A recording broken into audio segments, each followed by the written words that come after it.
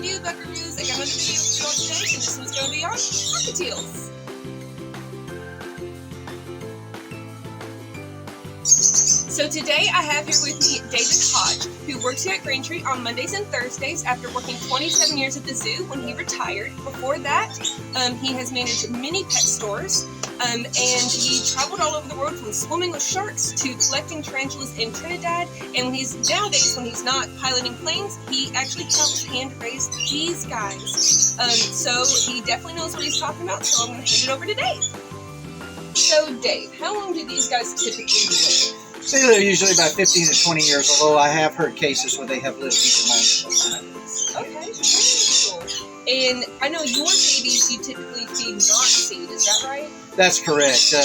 When they're old enough to eat adult diet, we feed them an extruded diet, the Zupreme that we sell here at the store.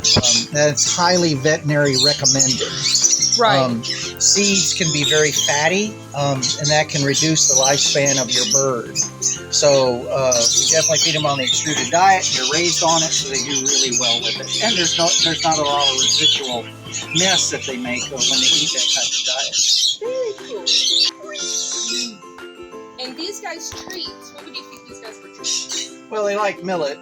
Millet's a really good treat. Although we also feed the Lefebvre's little seed balls that we sell the Lefebvre's. They really like that too. But only as a treat. We, again, feed the extruded diet as a regular diet. Right. Very cool. And then as far as housing goes, what would you say would be a absolute minimum size enclosure? Oh, well, I would say at least minimum, I'd say a 24 by 24 cage, just for one bird. Just for one. Right, exactly. Because they are larger than a parakeet. Yes. And they're also really intelligent. This is actually the smallest of the cockatoos. Very cool. I didn't know that. Yes, very yes. Cool. Recently scientifically so designated after genetic studies. Very, very cool.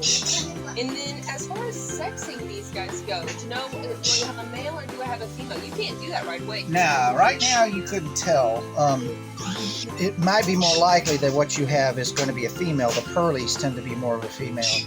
However, I've got a white face here that's already turning white. Most likely this is going to be a boy bird. But again, you have to let them get, at least about 8 months to a year old before you can tell for sure. If they're just normal standard cockatiel, the females are overall gray. The males have bright yellow faces with bright orange cheek patches. Right. And not every bird, because that's called sexual dimorphic, which is where you can actually tell by looking at an animal on what sex it is, but not every bird is sexual dimorphic. Is that right? That is correct. Some birds can only be designated by surgically sexing them or doing DNA sexing. Exactly. And then as far as breeding these guys go, what type of nest do they like? Well, we use nest boxes, wooden nest boxes. So like this here that we see behind us? Yes, this would be more or less a standard nest box for a cockatiel, right? Very cool. And do these guys like perches and toys? Absolutely, all of that. They're smart, and you do need to try to keep them occupied. Toys are a really good way of doing that, especially things that they can chew up, destroy, etc. Items such as this, where they can pull it off, literally shred it, and they will do it. And that's what you have it for. That's the purpose of the toy. So. And then you have, for instance, a cement swing here. It's called a cement swing because it helps keep their nails trimmed down. So it's good to have one of these in the cage. You want to have alternative perches so they don't have to sit on this all the time. That way you don't mess up their feet. Exactly. And then another important factor, they need calcium, is that right? That's correct, especially if you're breeding birds. Even when you're not, cuddle bone is a must. And that can help keep their feet trimmed down as well. That's correct. That's correct. But if you need that done, we happen to have several trained personnel here at the store that can take care of it. Exactly. And we can also trim birds' nails and wings as well, right? That is correct. How do you feel about trimming wings? Depends on what you want to do. If they're babies like these guys, probably trim the wings will help you get them trained a lot faster.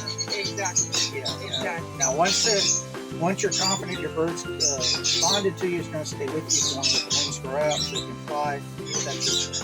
Right, that's the prerogative of the owner. But a lot of times when they're babies, we go ahead and trim it for their safety as well, because when they're going to fly about, they don't know their surroundings and they can scream into stuff. But we trim them to where they can still flutter down if they do decide to jump or something like that. It's an even trim. They can break their fall.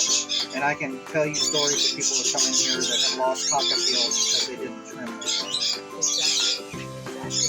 Was there anything else you think would be something good to let anybody know? Other than that, they're highly intelligent. They're an excellent starter bird. But even if you're no birds and stuff like that, we found cockatiels to be wonderful companion birds. And we kept all types and sizes. That's very, very true. And like you said, they are a great starter bird, but one thing that everyone should know is that birds are not low maintenance pets. They do require a lot of time, care, maintenance. You also have to make sure, as far as veterinary care goes, that you have someone in the vicinity that is an exotic pet bird, or an exotic pet bird, an exotic pet vet. I don't think you can take them to another bird. Like, and there are bird specialists in this area. Yes, Dr. Vaughn. Dr. Vaughn is one of them at Cockatiels Veterinary Association. Dr. Deck as well. Alrighty, well, without further ado, I hope you all have a wonderful day. And if you all have any questions, comments, concerns, you can definitely come in here and talk to me or talk to Dave. These are his babies that we almost always have in the shop. Not always, but most of the time when we see babies in here, they are his hand-raised babies. As you can see, they're super friendly. They're ready to go. They normally always know the command, at least step up. If not, others, I know it's me too. Sorry, distraction. But if you have any questions, you can come in here and talk to one of us or anybody here at Green Tree. We'd be happy to help. And as always, good to one another and be better to your pets. Bye, guys.